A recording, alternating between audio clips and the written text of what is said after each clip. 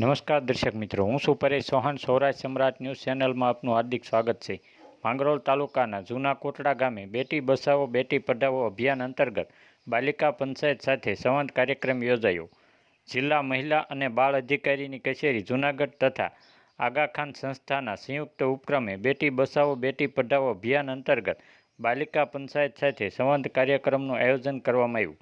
માંગરોળ તાલુકાના જૂના કોટડા અને નવા કોટડા ગામના સંયુક્ત યોજાયેલ આ કાર્યક્રમમાં સેવિકા બહેનો, આંગણવાડી વર્કરો, બાલિકા પંચાયતની સરપંચો, સભ્યો અને મોટી સંખ્યામાં ભાઈઓ બહેનો ઉપસ્થિત રહ્યા હતા.